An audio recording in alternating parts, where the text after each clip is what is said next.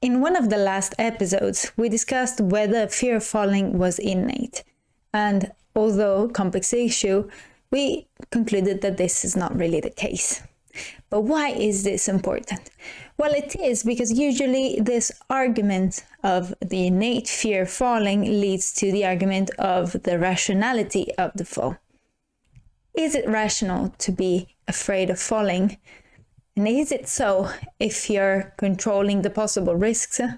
You have no idea how many times I've heard the phrase, I know my fear of falling is irrational, but I just can't stop feeling afraid.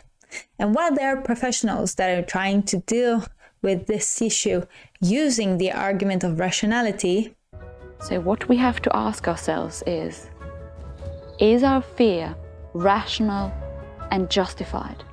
This is not my preferred line of intervention, and I will tell you why.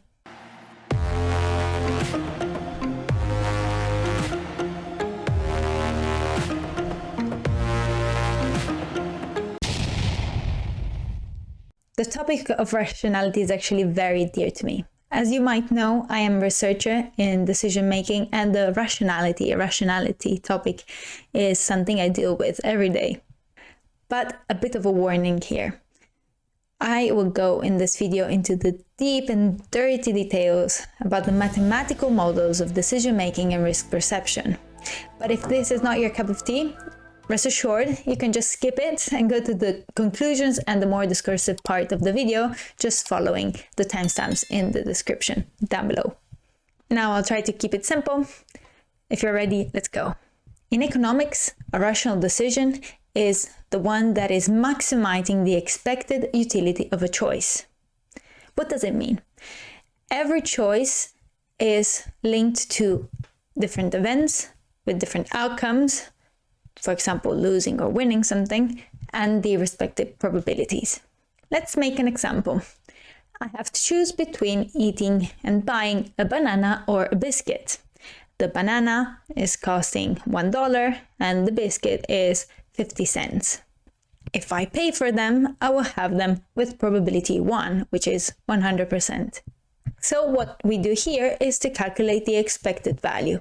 How do we do that? It's a summation of the product of the value with the probability. Let's calculate it for this example. So the expected value of choosing the banana is its value. It's a cost of $1 multiplied by the probability of getting this banana, which is 1. So I will have a negative expected value because I have to pay, so I'm losing something, and it's minus $1. For the biscuit, it's the same. I multiply the probability of the event, which is again 1 because I'm paying, and the value, which is minus 50 cents. And so the expected value for the biscuit is minus 50 cents.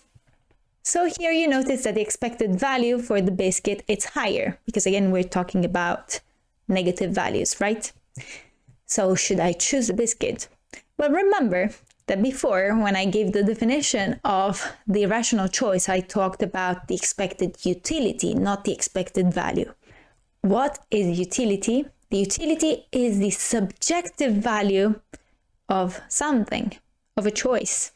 So I don't really like biscuits in the first place, and we know that biscuits are kind of unhealthy and bananas are nice and good. So for me, the expected utility of a banana is actually higher than one of a biscuit. Then we might wonder how much more expensive the banana should be for me to choose the biscuit, but that's a completely different thing. Let's skip it now. And also again, think that money also has a subjective value. For example, if I were into extreme poverty, $50 for me would be of incredible utility. While if I am a billionaire, $50 are basically nothing. This is why we say that the utility function for wealth has a logarithmic shape with decreasing marginal utility. The bigger the value, the smaller the increase in utility. Now let's introduce the topic of risk. When we have probabilities of events that are different from 1, we are in the category of decision making under risk. Okay, this is not super correct, but who cares? Like, keep it simple, okay? Let's pretend that you can choose between playing 1 out of 2 lotteries. In these 2 lotteries, you have both 2 outcomes are decided by a coin toss. So all the options have 50% probability. So in the first lottery, you can win $40 with 50% probability or $60 with 50% probabilities. While if you choose lottery 2, you can win $30 with 50% probability or $70 with 50% probability. Which one would you like to play? So let's calculate the expected value. We use the same formula, we multiply and sum the events, probability and the value, and we have the 2 expected values that we can confront. So if you do the calculation right, you will notice that the expected value is exactly the same. This also means that if I had the possibility to play these lotteries an infinite number of times, they will be completely indifferent. For the law of large numbers, I will always have the same expected value. But this is not the case. I can play only once. Which one do I choose? So it's evident that lottery 2 is actually more risky than lottery 1. The choice that you make is completely dependent here on your risk appetite. Do you want to know if you are risk prone or risk averse? Try this little game with me. You can choose between having $50 for sure, 100% probability, or $100 with 50% probability. What do you choose? Do you want the sure amount of money, or do you want to gamble and have the possibility to get $100? According to the theory, if you are sensible to the expected value only, you should be indifferent. But this is actually not what usually happens in reality. Most people prefer the sure amount of money. So what if I were to change the amount of sure money to $50? Would you still go for the sure $40 and not gamble for the 100 with 50% probability? And if you still choose to get the 40, what if I give you 30 instead?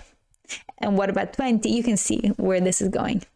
And obviously, if you prefer to gamble, you can do this in the same way. What if I were to give you $60 for sure? What about 70, 80?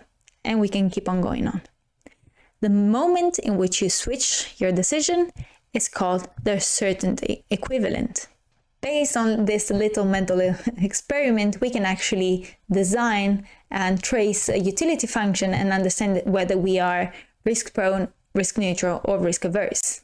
In these figures, on the x-axis, you see the sure amount of money, while on the y-axis, you have the utility of the same amount of money.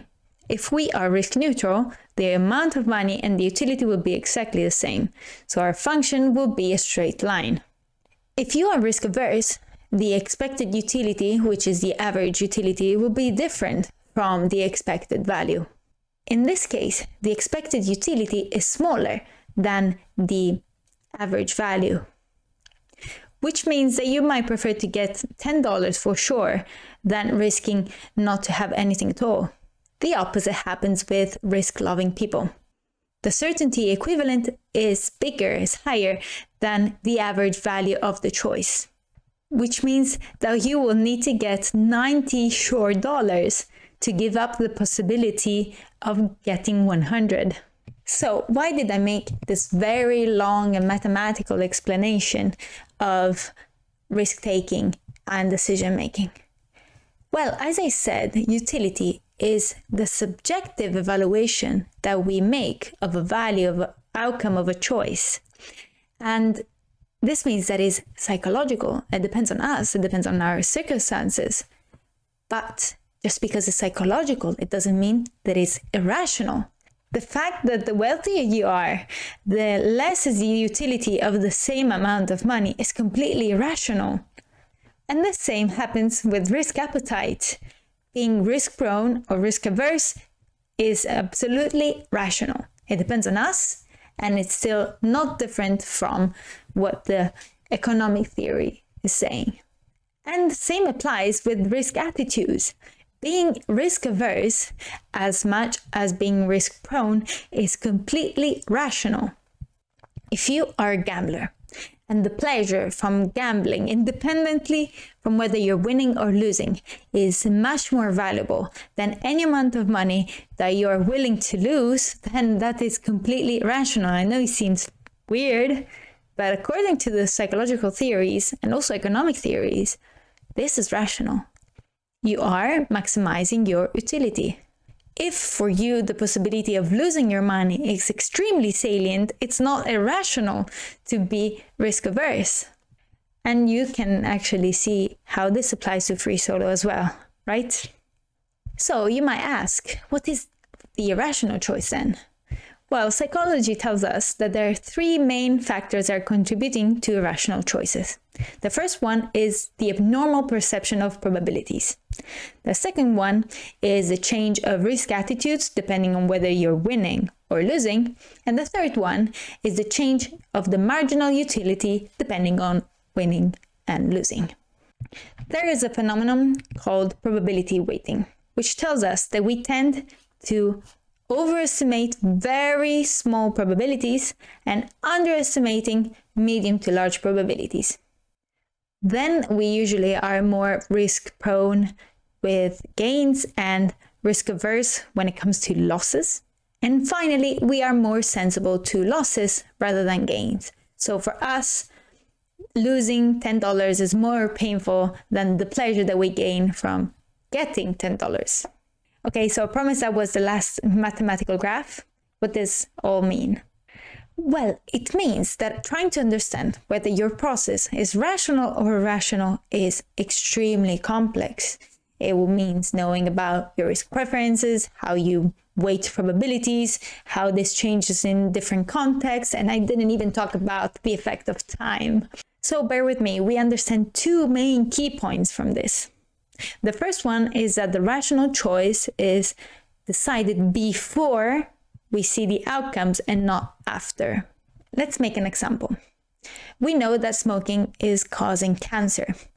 But if I were to smoke for my whole life and not get cancer, would that make my decision rational? Of course not, right? Same applies with climbing. If you take a bad lead climbing fall, it doesn't make that you made a bad choice. The second point is that being risk averse, as much as being risk prone, is not irrational. If you feel like the probability of getting injured while lead climbing is really not worth for you, it's not irrational. If you feel like the probability of dying while you're free soloing is still completely worth the experience, again, it's not irrational. Now, all of this explanation is just one reason why I don't like the rationality argument when dealing with fear of falling. Psychological interventions on rationality and irrationality actually comes from Albert Ellis' Rational Emotive Behavioural Therapy, also called REBT. I love Albert Ellis. You can actually see a book here on the shelf. Albert Ellis developed this therapy because he was dissatisfied with the result that psychoanalysis was giving. He was a psychoanalyst at the time, there wasn't anything else. And with that, he developed the first effective treatment for anxiety disorders. The core principles of REBT are: it's not the event that is causing your emotional distress, but rather the evaluation that you do of the event. And the second one is that dysfunctional emotional and behavioral responses are derived by irrational beliefs. As I said, I love Albert Ellis.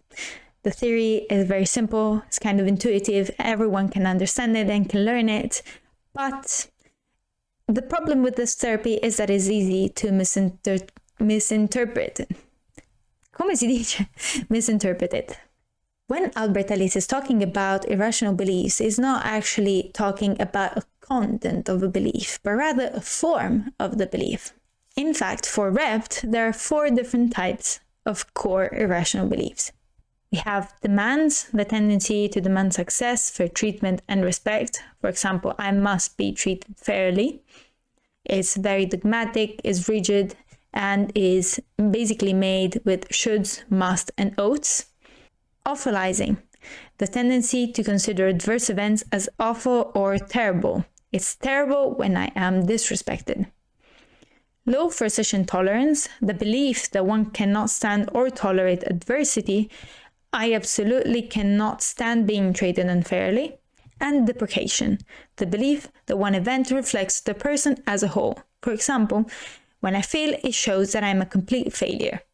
As you can see, it has nothing to do with the content of the belief. For Ellis, the thought, I must be a good person and I must die, both are irrational beliefs, but not because they're rational in general. It's because they're in the demand form, because they're dogmatic and rigid beliefs that highly impact our emotional well-being and functioning in general. In a few words, they make us miserable. The misconception surrounding the term and the concept of rationality is the main reason why in cognitive behavioral therapy, which is the golden standard for anxiety treatment, the term is not used anymore. But if we understand the meaning that it has inside the rational emotive behavioral therapy, then we can still make good use of it. When we are talking about the rationality in fear of falling, this is actually nothing but a judgment, a criticism that is hiding demands. I mustn't be afraid of falling. I shouldn't be afraid of falling. It's irrational to be afraid of falling, and if I am, I'm a coward, and I'm a failure as a climber, and it's terrible and I cannot stand it. Of course, I'm making it more extreme, but you see where I'm going, right? Let's start from understanding that our reactions and our feelings are just the result of the expectations of the probability and the events that are going to occur. Maybe you are afraid of injuries, which would take you away from your hobby and your loved activity for a long time. It could be performance expectations, which would determine whether you're a good climber and maybe even a good person in general, or worthy as a person, and it could be much, much more. If we consider these and other psychological consequences, you can actually realize that your reactions are completely appropriate for the threats that you are approaching. And if you do this, you can actually start to address them appropriately. Otherwise, we're just making them bigger. So now that you realized that your reactions are not irrational, let's try to work on them appropriately so that you can overcome your fear or your anxiety about falling, and in lead climbing specifically, in the next video. I'll see you and stay psyched.